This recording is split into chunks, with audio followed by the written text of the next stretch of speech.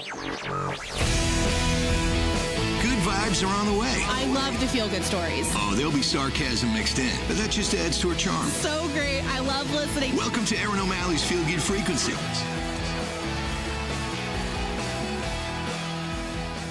Hi, welcome back to Erin O'Malley's Feel Good Frequency. I'm Erin, and today is the episode for dog lovers.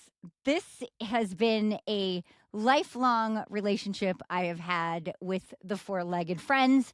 I grew up with a dog, Sugar. Shout out to you, girl. And when I started my career, I got a dog probably within the first year. And Casey, that dog moved with me all over the country. And the worst part, honestly, of having a dog is saying goodbye. The absolute worst. I mean, nothing else even compares. And if you're a dog lover, you understand that kind of pain because dogs are unconditional, man. You could be gone for the whole workday, but when you get home, that dog is so happy to see you. I took the trash out earlier today. I must have been gone for 3 minutes. I came back in. Dogs have no sense of time. They were jumping, excited, like, she's back. Like, I was at the curb, but thank you. If only humans were always that excited to see me, it'd be awesome. I'm the kind of person, and maybe you are too. I know there's lots of people like this. It's not just me that's crazy like this. I cannot watch a movie if the dog doesn't make it. Forget it. It has ruined the movie for me. Talking to you, John Wick. I saw an interview with Keanu Reeves where he was asked why so many people were so bothered about the dog getting killed versus all of the people. And he said, dogs are innocent and people, not always so much. And I thought that was a pretty good explanation. But if you haven't seen the John Wick movies, he gets back at those people. He doesn't let it lie that his dog met its demise. Oh, no. He comes to more than the rescue of the memory of his dog. Now, after this interview that I'm going to share with you, I will share a story that is pretty hilarious, but also perfectly explains my dog that I had to say goodbye to last year. She was 17, almost 17. Her name was Daisy. I called her Daisy Jane. And Crazy Daisy, perfect name for her. But when I tell you this story, it seriously also involves me having to go to a pharmacy at 3 a.m. because of something that the dog did.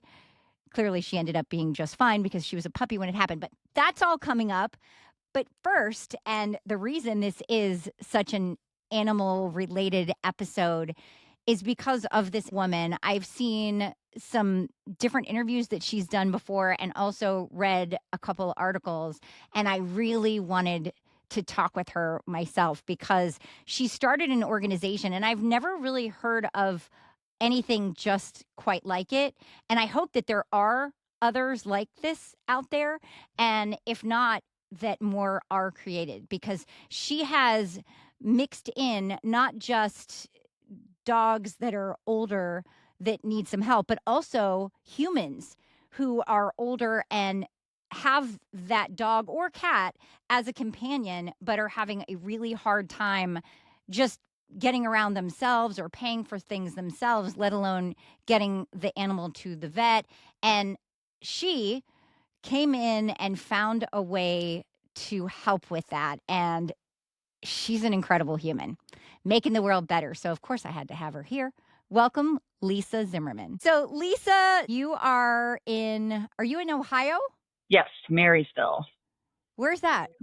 We're about 35 minutes west of Columbus. Oh, okay. I went to the University of Dayton. Okay. Yeah, we're right in the heart of it all. I was going to say, I feel like I drove right by there many a times. So I read about you in Woman's World magazine, and I was like, oh my gosh, I have to talk to this incredible human because what you do is it's so amazing. I'm so sorry that it happened the way that it did, but this all came about when you were losing your father. Yeah. So he loved your dogs. He did. My dad was always a huge, huge animal lover. And when he got sick, he had to move in with us. And we had been doing animal rescue for many, many years. So we had quite a few dogs, which he absolutely loved. But when we had hospice in, we had hospice nurses coming in and out. And with them knowing that we were involved in rescue, they just started telling us all these stories of what they were seeing when they went into these homes. And the stories were just heartbreaking. It was, people that couldn't afford to feed their pets. So they were taking their Meals on Wheels and putting it on the floor and feeding their dogs before they feed themselves. Oh my gosh. Or animals that couldn't walk or move because they were so horribly matted or had nails grown into the bottom of their feet that they couldn't move. And it wasn't these people were intentionally neglecting, but many of them can't drive, so they couldn't get to a groomer due to their own motor skills. They can't cut nails, or financially, they aren't able to afford a groomer or a vet. And then the one story that just totally broke my heart and sent me on the mission was of an 88-year-old lady who had gotten sick and was rushed to the hospital. And she had an 18-year-old poodle, had this poodle since it was a tiny puppy. And since there was nobody there to care for the pet was taken to animal control. Oh, And due to the age, the dog ended up being put down. oh my God. So the lady got out of the hospital 2 days later, and she didn't have a dog. And often when the dogs go, the people follow very soon after. So that's when I decided that I needed to figure out how to deal with this issue. God bless you. There is a special place up there for you. I'm here to tell you. That is the most heartbreaking story. Oh my gosh. I hadn't read about that. That is quite the catalyst to make you want to do something so this doesn't happen again. So when I first heard of what you came up with, Hospets, I thought, oh, this must be for, dogs and cats or that are really like at the end of life, and it makes it easier for these pets. I didn't realize until I really started reading more about it that it's for these people, like you explained, that are getting older and ill, and many need their own treatment for hospice and just don't have the ability or the energy or the finances to help with these pets. And that's where you come in. Originally, we came up with that name originally because our initial mission was to assist hospice patients with their pets. But what we quickly came to find out is that hospice patients often have much more support than just the general senior population. So the general senior population was in much, much, much greater need. But we already had the name. So Wow. I can understand how that would expand. Can you explain a little bit about how you found out that it wasn't just the hospice population, but so many elderly people need this kind of service? Well, it's funny because we originally reached out to the hospice agencies, and they were extremely excited about it, but we weren't getting the calls that we thought we were going to get because the people had the support. So we decided to reach out to our local senior services organization. So I sent them an email letting them know that we're a new organization. We want to be able to provide these services to your seniors at no cost. Never heard back from them. Oh my gosh, I thought you'd be inundated. A few weeks later, I sent them another email, and I didn't hear back again. So I decided to go knock on the door, and I went to the office, and I said, look, this is what we want to do, and we want to do this for free for the seniors in this county. And they said, well, we thought it was a scam, so we didn't respond. Thank God you went in person. So yeah, they ended up becoming our biggest supporters, and there were lots of calls coming in from the social workers that work directly with the seniors. We also branched out and kind of teamed up with our local Meals on Wheels organization, so they were able to distribute information to the seniors about our program, because a lot of our seniors at that time weren't internet savvy. What year was this? We started at the end of 2011. Oh, you've been going strong for a while. Yeah, yeah. That's So, great. so really, the best way to reach them was through like a senior directory where it has our information, and having the Meals on Wheels drivers actually deliver one of our flyers, letting us know the services that we were offering. That we're not a scam. Yeah, yeah. Oh my gosh. Isn't it so sad that that's the first thing that people think of these days because there are so many scams out there, almost like this organization is too good to be true. It must be somebody trying to get money from us or something. Exactly, exactly. Yeah, we really, really had to work hard to build up the trust, because it's being drilled into them not to trust people because there are so many scams out there. So um, we started doing community events where we would have low cost spay neuter clinics, and we would have low cost vaccine clinics, just to really get our name out there. Because once we're able to get our name out there and get some of the people to trust, then in that community, the word of mouth. I was going to say that's a word of mouth thing right there for sure. Yeah. So once we started doing that, then the word got out. And now you're, I'm sure, quite busy. I'm very busy, and I have an unlimited number of grandparents. Oh my gosh, that's so beautiful. And I can't even imagine the weight that is off of their shoulders with you and with your organization and what you have done for them. Because, especially, I think about this too as my mom is getting older and she has a dog, and she said there are days when it's just Oreo and me hanging out. Like I don't get to really see anybody, or which obviously also made me pick up the phone and call her more because she's in a different state. But I'm like, it's hard to think of the fact that, wow, you're not interacting with another human. And I feel like the older people get, the more they are isolated many times, Oh, especially definitely. if they have family out of state and that kind of thing. And pets provide such a great excellent companionship. But again, the older people get, the more likely things are going to go south with their health. So, wow, what a great idea that you came up with and the difference you make. I bet they just all fall all over themselves to thank you every time they see you. We've got some. One of the main things that we wanted to do is to make sure that we didn't grow so large that we lose the personalization and the relationships, because that's really important part of it too. Sure. So it's nice being able to bump into these people at the grocery store, and hey Lisa, and they're telling me about their dogs. And um, I have one lady that just moved to Colorado to live with her daughter, and she still calls just to talk. Oh, because you're also providing human companionship just when you show up and when you're asking how the pet is, you're also, I'm sure, checking in with them. How are you? What do you need? And that is huge. Just the slightest bit of interaction can really make their days. Absolutely, absolutely. How often do you visit? It depends. We have some people that we deliver pet food to monthly. We've got others where we go over and trim nails monthly. We've got others who, we had one lady who had a diabetic cat.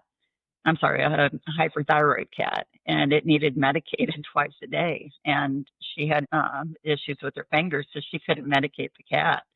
So we ended up going over to her house twice a day for 18 months. Oh my So gosh. it really just depends on the situation. That's such a great example of the difference that you're making. You're actually keeping pets alive for these people, I'm sure, in Yes. many Yeah. cases. Yeah. As long as it's not causing suffering, then we absolutely want to do what we can to keep them hanging in there as long as possible, because so many of these people, they want their pets to outlive them. Yeah. So we try to help with that as long as we're not causing undue suffering. And so, also, now that I'm thinking of that side of it, do you have any organization that you work with, or is this part of yours where if unfortunately somebody passes, you help place the pet? Yes. Oh my gosh, you do that too? Yeah, that's actually one of the first things we ask when we walk in the door is if something happens to you, what happens to your pet? Because they either haven't made a plan or they assume that friends or family are going to take their pets. And probably 75% of the time, that's not the case. That's a huge number. I didn't Yeah, think it would be that big. Oh it's my it's gosh. really big, and it's even worse with with cats. It's probably 90%. Wow. Um, so we get that conversation started, and we also have what's called a pet care power of attorney. It's a legal form where they can designate somebody to care for their pets should they become permanently hospitalized or should they pass away. So they can designate us to be the caregiver for their pet, or they can designate somebody else. If they designate us, they get a little wallet card to let people know that they have a pet at home. They also get a tag for the collar that says in case of emergency contact Hospets with our phone number. So that way, if the person would pass and the dog would end up at the shelter or the cat would end up at the shelter, they know who to contact.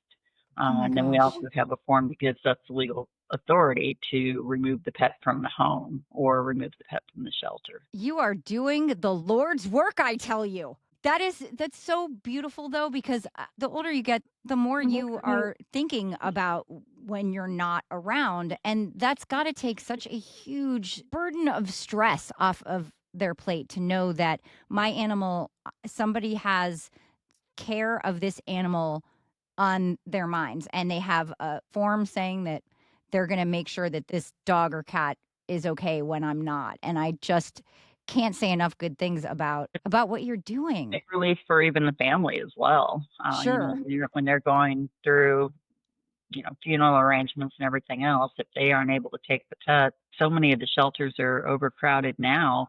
Yeah. They aren't even accepting pets. So where do these dogs and cats go? I still can't stop thinking about that poor woman that got ill and went back 2 days later and I mean, that's so criminal. I can't imagine how badly that broke her spirit. Yeah. But it also made you say, I can't allow this to happen again. So at least some good came out of it because Right. I'm sure that made you start this organization even faster.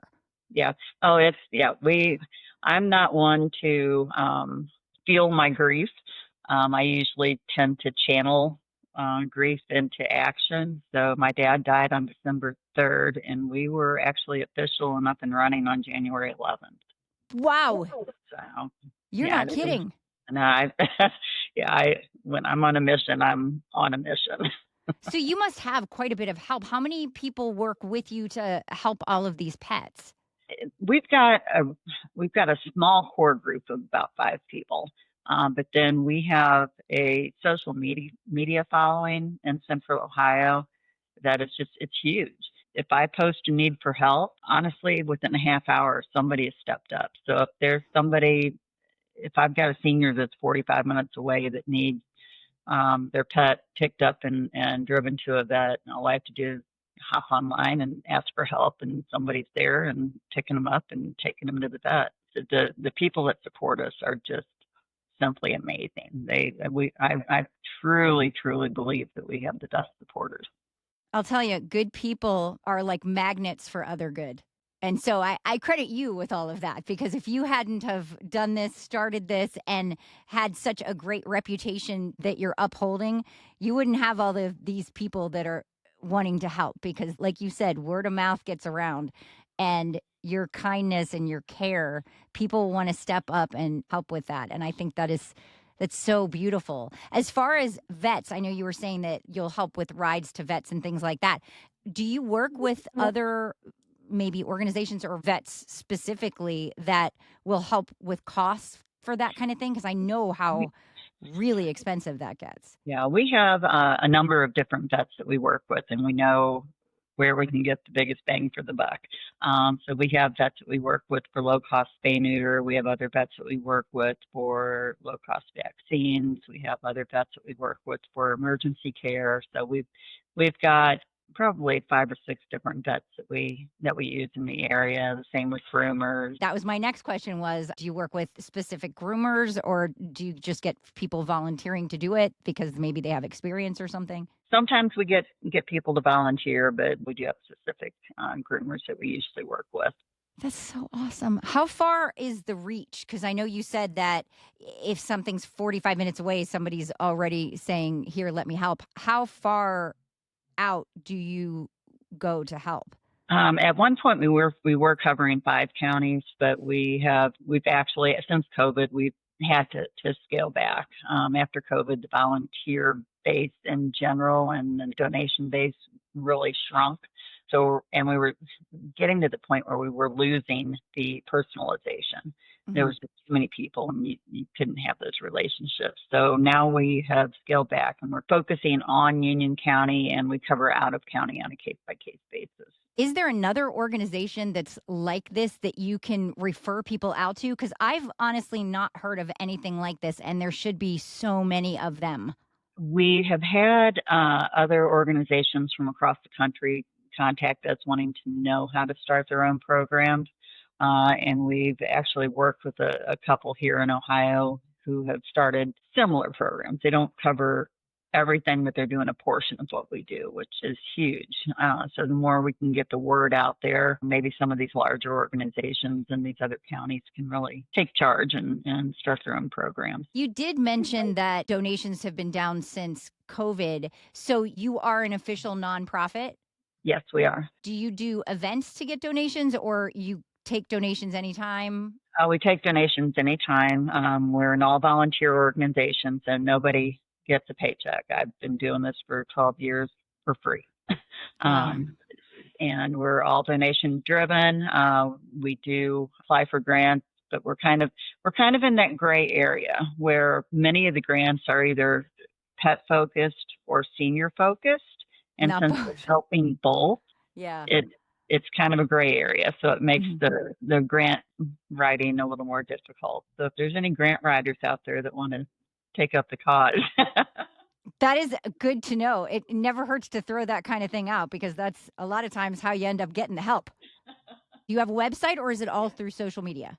It's hospets.org. Now, you started by telling the sad story that, by the way, I will never forget. So what has been the best story? If you had to pick something and say, wow, that made this all worth it, what do you think of?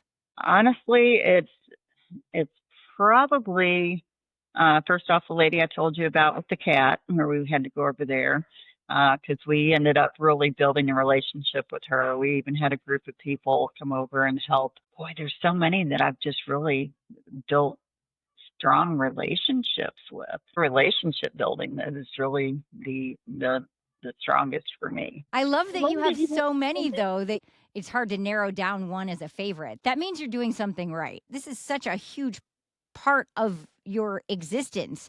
Are you able to have another job? No. I was going to say, how could you? Luckily, I have a great husband who understands the cause and the mission and is willing to let me do my thing. Right back at you, girl. I'm here with that too. Thank God for them.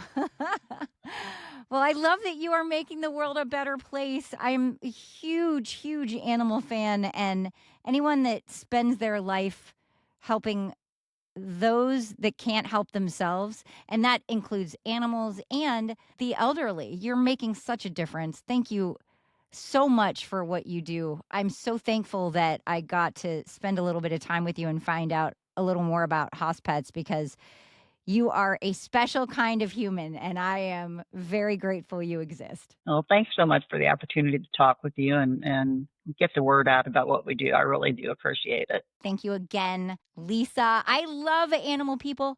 I honestly don't understand how you could not be a dog person. Think cats are great. I just have never had a cat and I'm allergic. I also feel a little bit with cats that they're kind of like, do what you can to impress me. Sort of like the popular kids in high school where you really want them to like you, but you don't know if they do. I feel that way about cats a lot of times. Like, I don't know. You could kind of take or leave me. But with dogs, not so much.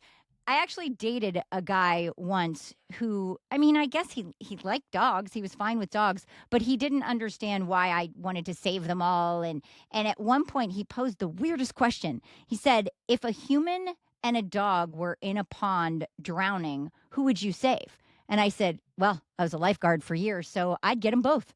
And that apparently was not a good enough answer for him. And he thought I was crazy for not automatically just saying the human. But I'm like, I'd get both. Both lives are important. Why wouldn't you? Anyway, we're going to get on to good, happy things now. More happy. And it's about my dog, Daisy Jane, and the story that I promised you in the beginning of this episode. She had this stuffed animal, which we called her boyfriend. God, I wish I had video I could play for you right now, but I don't. She was a Shih Tzu first. She was a rescue, and I'm the runt of the litter and just one of the big joys of my life. When she was maybe one, she was a puppy. I had a stuffed animal. It was a dog, and she decided this dog was going to be her boyfriend. And when I say boyfriend, I mean boyfriend. And at one point, we're over at my fiance's place. We had just moved in, and I hear bang, bang, bang, bang, bang. What is that noise? He goes, that's your dog. I go, what do you mean that's my dog? He goes, she took boyfriend under the bed, and she's humping him and banging her head against the top of the box spring. And I was like, no way. I lift the blanket up, and there she is, tongue hanging out on top of this stuffed. I swear to God, I was like, no, stop. Well, she had done this, and we'd try to take boyfriend away, but no matter where we hid him, she always seemed to find him. There was another time when my mom was in town, and she was talking with my fiance, and we're just all kind of hanging out on the couch, and suddenly here comes Daisy dragging her boyfriend, and as we're trying to have a serious conversation about something, you see out of the corner of your eye, there she goes again.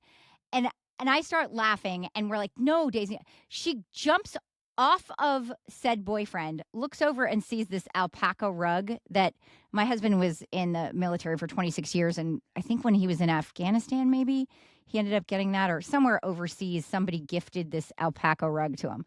So the dog looks over, sees said rug, jumps off of boyfriend, drags him over to the rug, and jumps back on like it's more comfortable here. Well, so finally, after taking this away from her over and over again, I had to officially hide the boyfriend when she was having trouble walking one day. And I took her to the emergency vet in the middle of the night, and she threw her back out from humping her stuffed animal too much. I wish I was kidding. I am not. There is no greater embarrassment than having to go to a CVS drive-thru at 3 a.m. to get muscle relaxers for your dog and pain meds. And as I'm getting these meds, they're like, oh, who's Daisy? And I leaned back and showed her that she was the dog in the passenger seat. And they're like, oh, how cute.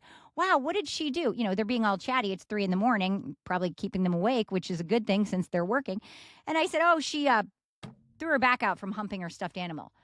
Get out of here. No, really, that's what it was. This is in Newport, Rhode Island. So shout out wherever you are now. But so this person goes, hey, Jen, come here. You have to hear about this dog and why we just had to fill this prescription, whatever. So now they're all laughing at my dog and the plight that she was in from throwing her back out. Thankfully, it healed just fine. And she went on, like I said, to live almost 17 years. But it's mainly because I took the boyfriend away. So rest in peace, my little Daisy Jane. Hope you're standing at the gates of heaven with your boyfriend when I get there, God willing. All right. So thank you for being here, for checking out my podcast. And if you know somebody who's making the world a better place, you know the drill. Tell me about it. Erin O'Malley's Frequency.com. Have a great week. Thanks. Bye.